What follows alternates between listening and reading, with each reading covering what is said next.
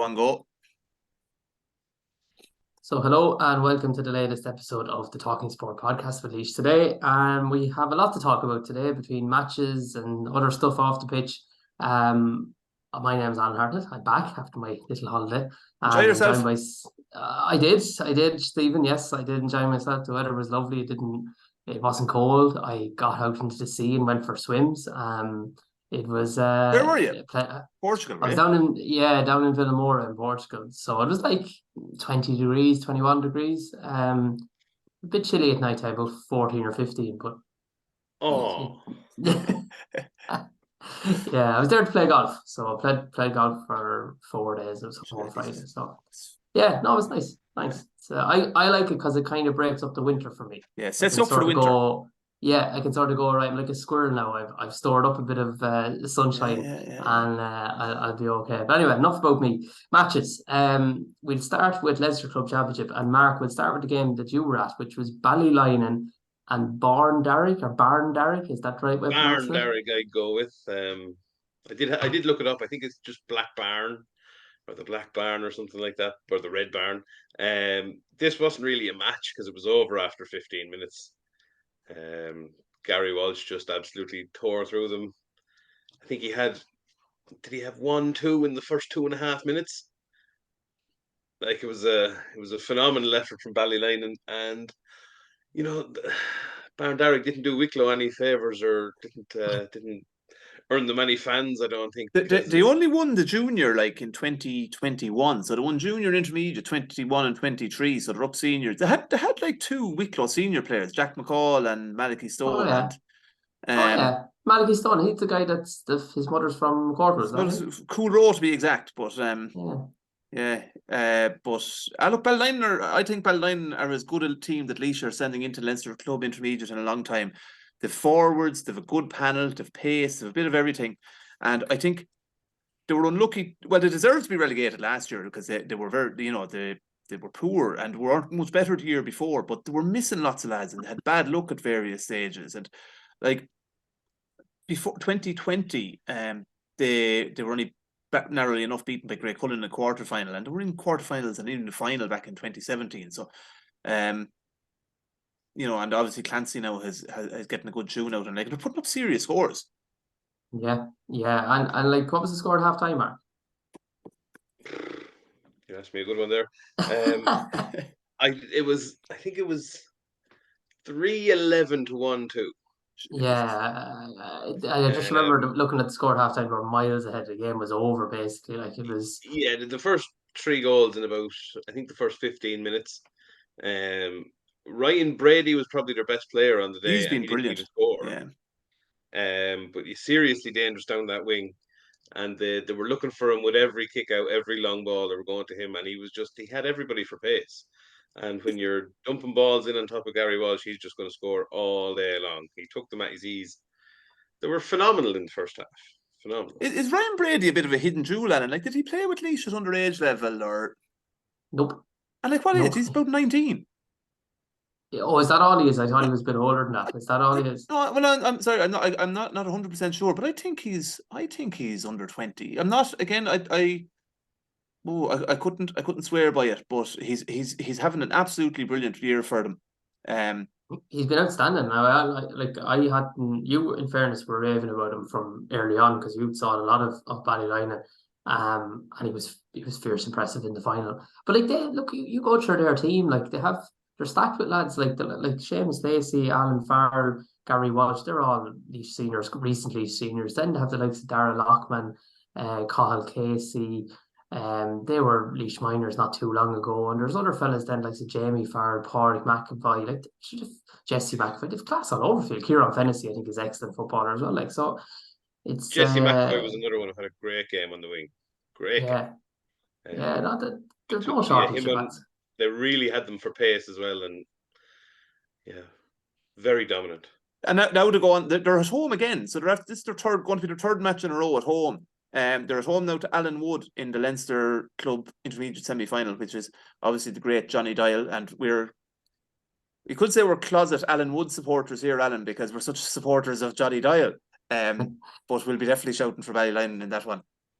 Yeah, Johnny's dead sound. In fairness, anytime you ever speak to him, he's dead on. They beat Castledermot in the Kildare final, who were managed by Mark Bates, who obviously was Laois minor manager and more recently Clonaslee senior football manager, guided them to their first ever quarter final. And Stradley actually played Castledermot in a challenge match before the senior championship started. I think it could have been the week before they played Comerford, and Castledermot beat them and were very, very good. Castletown So were a I Division thought, 1 team in the Kildare League. yeah, I yeah, think they it's a were very 16 good. team Division 1, a 16 team senior championship in Kildare. So a 16 team intermediate championship. So Alan Wood have won a senior championship in the last 20 years. They're not a big club or anything, but yeah. And the other semi final, I think Scully Cunnell from Dublin are playing Mead champions. Mead champions Rathkenny. I think. I'd say there's probably a chance for Ballylinan to win this. Right, Ryan Brady is 20. I He's just got 20.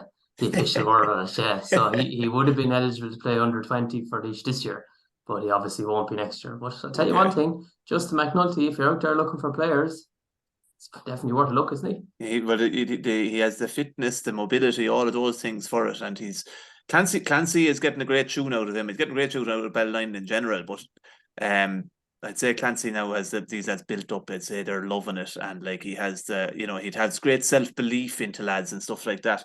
Well, They're at I knew home. that from when I went down there to preview the final, the buzz around the place. And now you know you'd say, oh, it's a final, but there was just something different about them. And even afterwards, the way they spoke, and it's still in my head the way that Gary Walsh was talking about 2024 and that they wanted to have a cut at the senior championship. And why can't they? If they have that team and everybody stays fit, and the younger lads that they brought in all have another year under their belt and they get stronger and quicker, I don't think anybody will be looking forward to drawing them in the first round of championship And next year. the other thing is, and I was involved. We'll talk about my own club Annanough there in a minute. But like this, the Leinster club, it's like getting another championship while everyone else has stopped playing, and they're playing the Yeah. intermediate champions of other clubs that are getting really good games when everyone else is like at home watching the television, like. And no, I think it's a chance. I say Alan Wood will be a big step up on those Wicklow lads who sounded very weak by Mark's account. And Kildare are decent. There's a decent standard of club football in Kildare, but I think Ballylinan are better than anything Laois has sent into the intermediate since, I would say, Ballylinan or Ballyrowan in 2008, who actually won it. Yeah. You know. Yeah. Most of I don't think I'm trying to think of the last Laois team that made a really impacted intermediate. Rosenallis We've won had a round this. or two. Court would run a couple of rounds.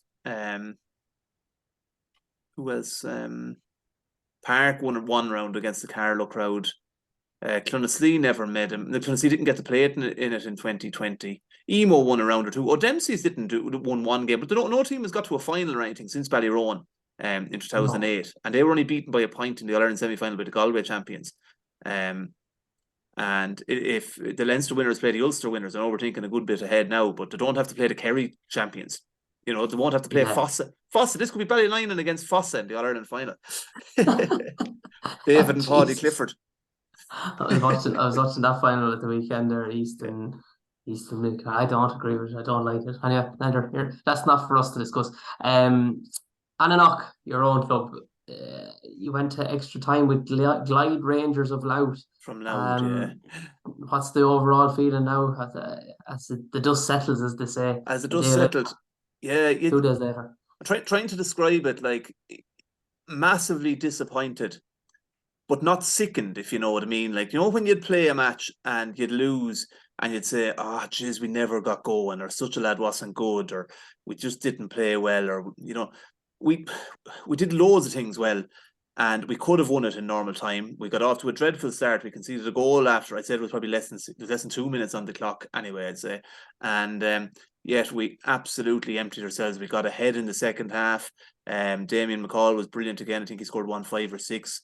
Actually, they were all brilliant. They played. They absolutely. It wasn't for a lack of effort or work rate or application or attitude or anything. And we were still level 2-9 apiece at halftime of extra time, and they got 2 long range frees in extra time. We didn't score in extra time at all. We needed a goal then, and he actually played a heap of injury time in extra time, in the second half of extra time. And I remember one stage John Scully dropped one in around the square, and you know, we needed a goal. But given as much time played afterwards, we probably could have went for the point and went looking for it, and could have went to a penalty shootout. But as Paul Lawler said to Pat O'Sullivan in an interview afterwards for Midlands, you know, he said sick today or whatever, but overall really happy. Like you'd and I think Pat O'Sullivan used, you know, you'd have to be very proud of him, and you would have to be very proud of him. They put in a great effort. We had a brilliant year, a really enjoyable year, and you'd be so disappointed that we don't have another day to look forward to. Like that was winter football, Leinster club football. These boys from Loud, they brought down a big crowd, and they all stood in the same part of the bank in Stradbally, sort of right in the corner where the teams go into the dressing rooms. And we had a big crowd there as well, but we were all dotted around the place. And but it was brilliant football. It was a great game. The last 6 weeks for us have just been magic. Like we came from behind in the semi-final against Joseph Stradbally as well, won by a point, having been 6 points down at one stage. The build up to the final was brilliant. When the final was sort of comfortable enough, but then the couple of days after it were great. The build up to the final, like the night we had a sort of a meet and greet, was a magic atmosphere. Then the whole drama leading into the game against the Carlow champions, and there was talk of a postponement because their captain Rory Stapleton was getting married, didn't get married. We were literally trying to put together a panel of players because we were down a few, went down and bet them in a real ding dong battle. And then, preparing for the last couple of weeks for these, we'd never heard of them before, but we devoured the videos and Clubber and looking at them. It was gas when you saw them coming out the other day. It was like I'd known them forever because we had looked at so much video of them, and they were a nice club. And we put on food for them afterwards in the hall in Vickerstown, and their panel came back. And it was just they presented our chairman Cyril Darcy with a bottle of whiskey. Looked like a lovely bottle of Jameson or something. A very nice gesture.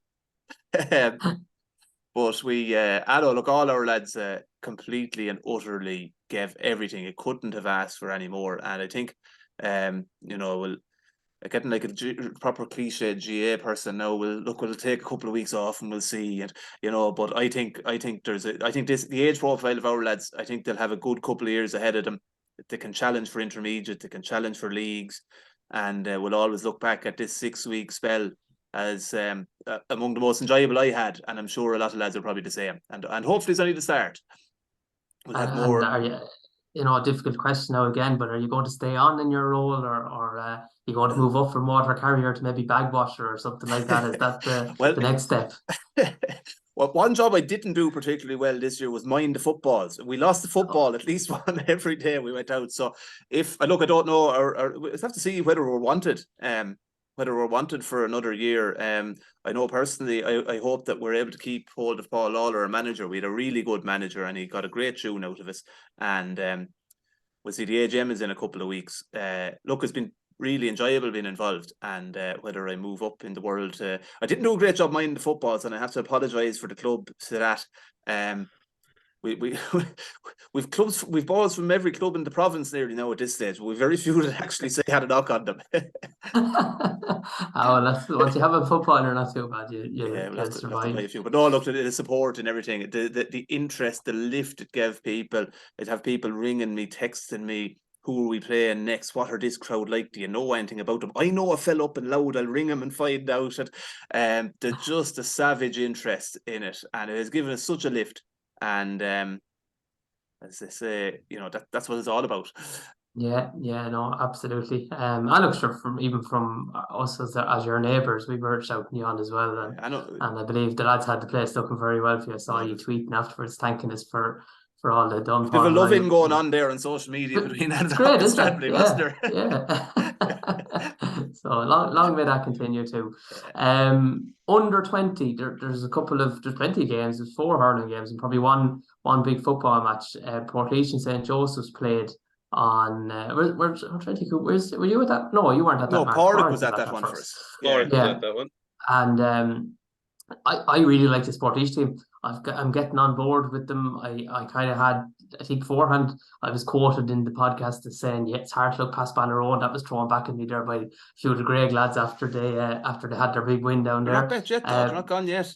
No, they're not gone yet, and I wouldn't think they will be. But I like this Portlaoise team. I like the balance in it. It's and in Colin Conroy now to have somebody that's completely different, because they've got a semi-professional or professional athlete playing for them. he's obviously with Treaty United down there in the League of Ireland First Division for the last 2 years. I think he's in college in Limerick, so it sort of works out for him fairly well that he's able to play soccer for them and do his studies at the same time. But like, he's after scoring 4 goals in 2 games. Like, that's kind of what you're looking for when you bring a lad in. I think he didn't even start the first day. He came on after 10 or 15 minutes. Somebody got injured. But I just like the balance in their team. Josephs are very young. I think aside from maybe Ushi and Hooney, there might be one other fella that's actually up to the age. The rest of them are largely made up of their last 2 minor teams, and they don't have Dara Farrell either because he's off playing rugby with Ireland at the minute. So, but yeah, no, I do like this Portlaoise team. I thought they would win that game. I saw Josephs play against Port Arlington. They were good, but I didn't think they'd beat Portlaoise, and they didn't. Portlaoise are the first team through to the semi-final because they're sort of a couple of days ahead of the other group. I agree with you. It's a decent looking Portlaoise team. They've put a lot into these younger players. Like, they had a very good second team, as mentioned previously. A lot of these lads played under 20 last year. Now, they went out badly. Like, they only scored 4 points in the semi-final last year against Ballyrone. Oh no, sorry. They went down by a point or a couple of points to Ballyrone in the semi-final. But I saw them in the last group game against Greg Cullen when Greg bet them by 6 points and Portlaoise only scored 4 points in that game. So they'll play the second team in the other group, which could be Ballyrone. It could be Ballyrone again. I think that the very interesting game between Greg and Stradbally Parish Gaels on Tuesday night, which, if Stradbally Parish Gaels were to win that one, it could end up that that group would go down to scoring difference. And God knows what way that would wind up. But no, Kieran O'Donnell at wing back is an interesting one. They had been playing him a lot on the inside, but he's a very good ball player, great skill set. Good kick passer and that, so that's an interesting. But they do have a lot of lads who've played adult over the last couple of years. Ballyrone have a few guys to welcome back, but one thing, I've said it before, Abbeyleix played 3 under-20 hurling championship matches in the last 7 days. So they played Bank Holiday Monday, they played Thursday night, and they played Sunday. They played under-20 against Greg, Ballyrone lads. There's 6 or 7 of them involved on the Friday night before it. They're playing under-20 on Tuesday night against Treaty Yard Spink, and they're playing under-20 hurling final again on Friday night. It's too many games in too short a space on the Sunday. On the Sunday. It's far too many games and far too short a space of time. We all hear about burnout and too much, and they've introduced these change of grades because there was too many demands on young players. And yet we go and put so many games in such a short period of time. There has to be a better solution than that. I know if you want to play all these competitions, it has to be you have to suck it up and play in wintertime. But there has to be something better. That is too much on too many players in too short a space of time. And it's the dual players that suffer, though, isn't it? I mean, like, the dual players, but there's Abbeyleix hurlers, and they played 3 games in 7 days. It's not good enough. I think the solution to it is to go with under-20 with a split season, essentially play under-20 hurling in October, November, and under-20 football in November, December, and let it go every weekend then at that rate. And I know it's not easy. It gets messed up with, I know the reason the under-20 Stradbally Parish Gaels game is on Tuesday night is because Annanough were playing on Saturday and they couldn't play at that. So there are some contributing factors. But the under-20 hurling is finished next week, which is the 11th. When is the final down for? It's down for the 10th of November. Yeah. There's still plenty of time in this calendar year. Going late into the year is a better option than putting those type of demands on young players. Yeah, they could have you're right, like, they could have went on into the first week of December or whatever, because I think that's when the under-20B football final is. It's in the first week of December. So they could have done that. Now, maybe it suits the clubs too to get the thing out of the way and whatever. But yeah, it's not right at this time of the year. And you're bringing lads up on a Tuesday night from, could be in Waterford or Limerick or Galway or whatever. Have to do better than that. And like, I won an under-20 championship in the middle of April. Under 21 as it was at the time. I was nearly 22. But that's what there was. The fixtures have changed for the better in so many ways. But I think that's like Lawson Obular. You were at that match yesterday. Did he go off with an injury, Mark, with quarter of an hour to go? He did, but he was carrying an injury very obviously. Big massive tape on his hamstring. Yeah. He couldn't run. He couldn't run. He was jogging to balls. He was very ineffectual. I don't know why he was left on that long, because it wasn't helping Abbeyleix. Because it's a championship semi-final and you're playing Camross and you'd but it's again, he wasn't able to do anything. Yeah. Like he did. But He sure, contributed nothing. He was injured. Simple he as. had played 3 hurling games in 7 days, 4 in 9 days if you count under tonight. He probably won't play in that game on Tuesday night, but that would be his 5th game in 11 days. 5th game in 11 days fixed, and then a final in a 7 games in about 14 or 15 days. Sure, that's slave labor. It's absolutely it's disgraceful. crazy. It's disgraceful. Yeah. It's that something better has to be done than that. Anyway, rant of the week over and done with. Portlaoise have a The good game under 20 itself, football team. oh, they do, yeah, Yeah. yeah, yeah. And like that, so they're through. Joseph's then are playing Emo Courtwood in the other, in That's a the quarter only game. final. Like basically, is like the Portlaoise and Port Ireland match. Will it even Won't go go ahead? ahead. Won't go I ahead. can't see it. It's down for Yeah, Monday. I can't see that happening. There's no point. Like, but Courtwood and Joseph, Emo Courtwood and St Joseph's Is it is Emo the big Courtwood one. or Courtwood Emo? Well, As on the long as county board website, it's Emo Courtwood. Courtwood, but to wear the Courtwood jerseys. They wear the Courtwood jerseys, yeah. So I don't know now. Yeah. I normally I the was Beyond was given chastised. out. Yeah, I know, and Ross Malloy, one of our other reporters, was given out to as well. But normally, somebody from the club would contact us officially if we were that wrong, and that hasn't happened. There's a few people we haven't heard from. A couple of the regular crew who would correct us on things, and on the I official know they have fixtures. an arrangement where they swap over the names at under 20. So 1 year it's Okay. Courtwood Emo, the next year it's Emo Courtwood. I think last year it was Courtwood Emo. I'm nearly certain it was. Because they got to the semi-final last year, didn't they? They got to the final. Ballylinan beat them in final. Was that final? Yeah. So, and I think they were Courtwood Emo that year. But the Laois website and the fixtures have it as Emo Courtwood. Yeah. Anyway, that's a completely moot point. It makes no difference whatsoever. No. That game anyway, Mark, Abbeyleix and Cameras, big comeback from Abbeyleix. They were what? Did they get the last 3 or 4 points of the game? The last 3 of the game, but I mean, it was the big comeback was in the first 4 minutes after the break. It was 1-9 to 6 points at halftime. Camross looked pretty dominant. I didn't see much of a way back, but Abbeyleix just hit them straight out of the blocks after the break. And then it was a case of just swapping points back and forth for about 20 minutes. And at the end then, Eli Quinn knocked over a couple of long-range frees, put them 3 points ahead. There was a penalty for Camross in the 61st minute. Generous penalty, I might call it, but it was given. And Ben Deegan, who had a great game all day for Camross, just couldn't convert the penalty. Great save by, was it Lee Cole? And that's Bob's young lad. Yeah. I met him in Mezza Pizza there one night. Great chat with him. The Abbeyleix sideline celebrated every single point as if it was the All-Ireland final winning point. And that's pretty much from the beginning of the second half. They were really giving it socks on the sideline, and it paid off. It fed into the team, and even with an injured Lawson, they did manage to get over the line. So fair play. Yeah. Another final some for win for Abbeyleix. them. Yeah, absolutely. What an incredible year it has been for them. Minor, senior, and now this. It's amazing what they're doing over there, and it just all points that they're heading in the right direction as well. Again, it's after the Sickening senior county final.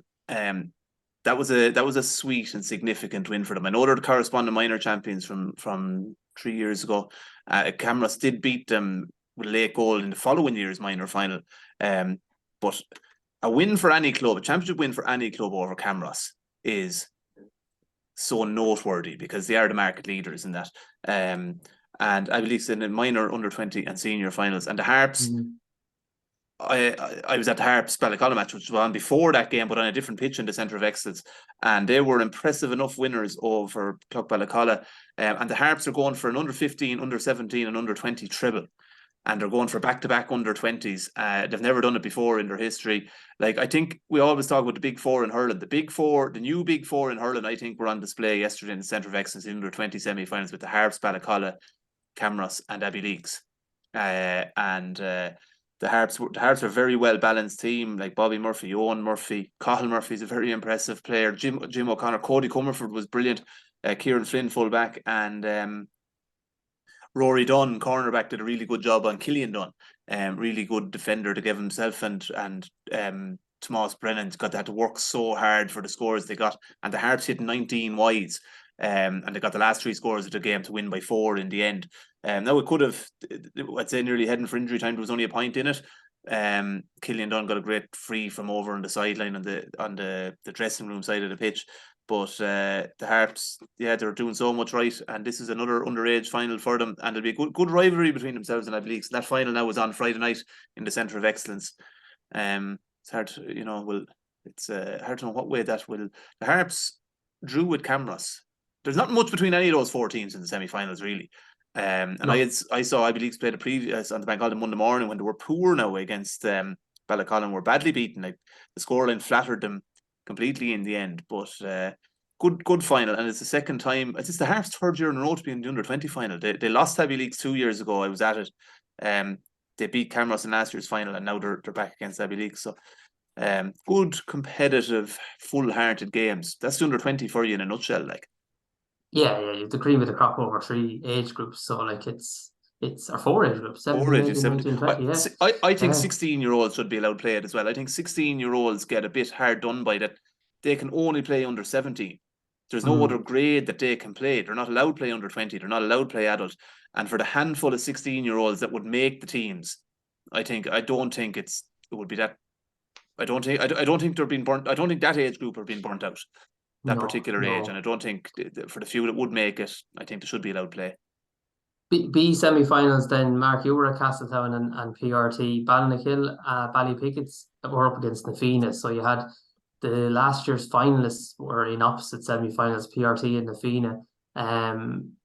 That Ballylinan-Ballypickas were too strong for Nafina in the end. Yeah, and won comfortably enough. Castletown, I've said it already before on this, I don't know what they're doing here. I think they'd be more than capable of holding their own DA. I think they have 7 players starting that played senior hurling for them this year. They blew PRT away, Mark. Did you try out? They did. Just about. When I got home last night, yeah. Castletown completely on top in the first 15 minutes. Took a good lead. I think it was 2-5 to 2 points after the first quarter of an hour. PRT came back well, got a couple of late goals towards the end of the half, and there was kind of a murmuring around Rathdowney that maybe PRT might come back and do this. But as soon as it started raining, and it started raining heavy, it seemed to suit Castletown better, and they walked. Saying PRT, you're saying PRT are no good in the rain. Is that what you're saying? Didn't like the rain. They're soft. Is that what Mark Comerford is saying? More than rain. That was biblical. That was unbelievable what rain fell in Rathdowney yesterday. But Castletown dealt with it very well, and they kind of ran away with it altogether. But you've Kieran McKelvey, Aaron Phelan, Jack Breen, Rory Kelly. I give all these fellas, like they're such good hurlers. Like, I mean, I'd be surprised if we don't see Aaron Phelan and McKelvey possibly hurling senior for Laois in 2024. Like that. What are Ballylinan like? They're not bad either. The Viewer man, Joe, I was very impressed by Brian Duggan. He's very, very. Heard he's called into the county under-20 football panel as well. Was he? I heard that now, but again, that's very unofficial, so I could be. But he's very good. Yeah, but he's very good for spin. Yeah. Should have Ryan Quinlan as well, didn't they? Ryan Quinlan, they'd have, they would. Like, look, you'd have to make Castletown favourites to win it, but that's back in Rathdowney, I think, again on Sunday. What are they bringing it off down to Rathdowney for? Don't know. I suppose it's a nice venue and that's like far away. Martin tries the trips down there. Like he does go down there for. Yeah, it is a bit far away, but it's a nice venue. But anyway, that's on Sunday. Quickly, camogie, big results at the weekend in the camogie, Stephen. Surely is 2 Laois teams of Leinster club finals to look forward to. O'Moores went off down to Annanough, which was a nice spin, and they beat Roar Inistioge. I got pulled up on, one of our listeners was pulling me up on my pronunciation, not of Roar Inistioge, but of Tullogher Ross Birkin, who coach Annanough play next week. I had to apologise for my pronunciation, but that was very good. I think Laura Marie Marr scored a goal. They won narrowly against a good Kilkenny team, and they're into a Leinster final. The Harps went up to Cap and Kildare and won as well. I think the Harps are playing. They're playing the Wicklow champions, I think, next Sunday in Kilcormac in Offaly. I think the O'Moores have a 2-week break to their final. before they play. So look, two like O'Moores have put in huge. Have they won 4 senior championships? Or I know they're not called senior in Laois since they won their first one in 2016. Like it's, Pac Ridgely goes on about in his book like building tradition. O'Moores have built a great camogie tradition now in that over less than 10 years. Yeah, and friend of the show, Dermot McGill at the helm there again. I think he's been involved in all of those, has he? I think he runs. He's like Alex Ferguson or Brian Cody or something. There, he's one of these fantastic Sean Boylan. He's long serving managers. But no, more power to them. They're a great club and lovely jerseys as well. I know that's not. Yeah, they do. Yeah, no, but they do. It does. Yeah, it's like they do have. It's very, when you see them, you know exactly who they are. They're striking in that sense. But huge achievement. Like, because if you think about it, like Laois at adult camogie, if they played Kilkenny's second team, they would beat them. So for and to go down there, come along and go down there and do it as well. Yeah. So it's a good achievement. Have we have 2 minutes or so? Have we any other business? I just want to pay tribute to 2 Laois Gaels who passed away in the past week. Fintan Walsh from Ballylinan. He was on the Laois team in the Millennium. He made a huge contribution to GA from Ballylinan, but spent a lot of time. He spent all his working life living and teaching in Dublin, and was a minute's silence for him before the Dublin final. He had such an influential figure.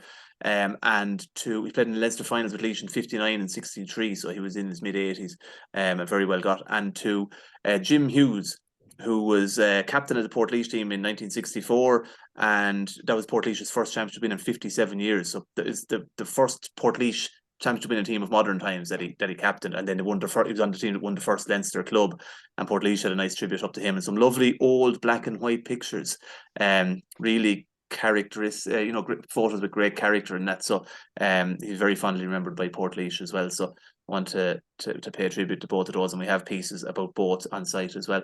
We'll be back later in the week. We have our hurling rankings updated. Sorry. Before we go, I just wanted to very quick to our friend of the show, Shane Keegan. He was with Cove Ramblers there this year as well. When Shane came in last season, Cove finished bottom in Division 1.